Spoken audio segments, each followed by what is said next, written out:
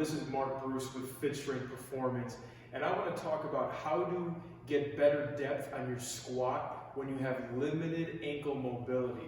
So what I mean is, when you squat, I want you to ask yourself, when you go down, do you find yourself getting stuck when your knees try to ride forward and then you get more of that good morning look?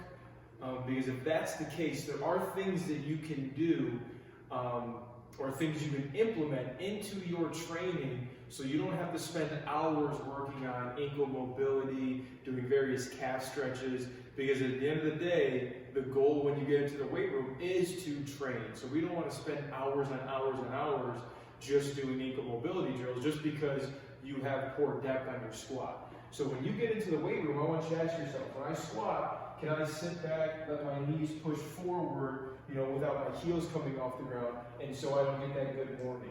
Because over time, if you start loading up and you have poor ankle mobility, your knees can't ride over your toes, because you should have anywhere from that 26 to 30 degrees of flexion at the ankle. If you can't do that, then you could end up causing pain in your quad tendons, in your patella, and even your low back. So if you look at me, I don't have great ankle mobility. So when I go down, you'll see that I kind of get stuck right there. My heels want to rise up. So what I like to do is the first exercise is going to be squatting with your heels elevated. So I'm going to take 10-pound plates, and from here, if you notice, I can keep my chest much more vertical as I go down. Okay, I don't have to come here and then do one of these movements. So that first implementation would be elevating your heels. So you can do this if you just have 5-pound, 10-pound plates. There are slant boards that you can use. Depending on your limited range of motion is going to depend on how high you elevate your heels. So again, if I show you a goblet squat, I'm here, and the same thing. Notice that I can keep my chest more vertical. If I'm showing you, either a high bar back squat or a low bar back squat, same thing. I'm coming over, heels are elevated.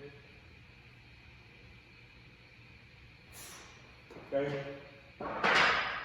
So you notice I get much better depth in my ankle mobility. So that's the first one. All right, so the next one would be implementing Weightlifters shoes or squatting shoes. People will call them different things. And the reason why these can be beneficial is because the heel is elevated. So this can do the same thing that the plate's going to do, but again, you have to determine if this is a Reebok brand, if this elevation is good enough. This is about 1 inch. Not everyone's the same. But then another thing you want to remember is sometimes the shoes that you wear can affect how your feet are, which in turn can start to limit your ankle range of motion. So if you're always wearing this high heel, that could shorten your calf muscles, making your ankles stiffer. So I would really recommend that you just wear these shoes during squatting or Olympic lifts. So if I put these on, you'll notice without the elevation of the plates, I'm still able to squat and keep my chest pretty vertical, better than what I was able to do before with just my other shoes on. So this could be a great option in order for you to improve your ankle mobility.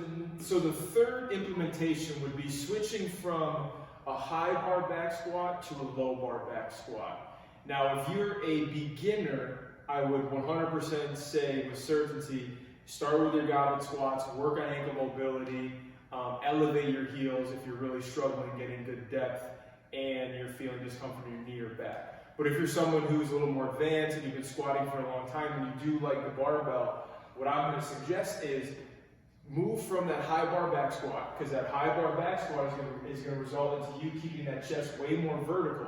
Because if you're on that high bar back squat and the bar is up higher up on your traps and you go to hinge over more, that bar could cause some damage to your upper spine. So if you go to that low bar back squat, to where it's down further, this is going to cause you to hinge more and assist.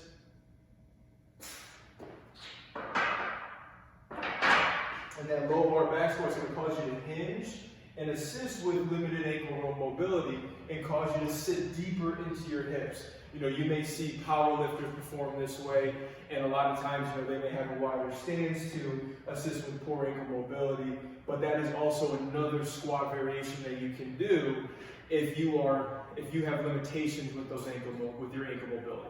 So again, just to recap, to improve your ankle mobility during lifting, you can number one, squat with your heels elevated. Number two, wear squatting shoes or weightlifting shoes. And then number three, move your high bar back squat to a low bar back squat.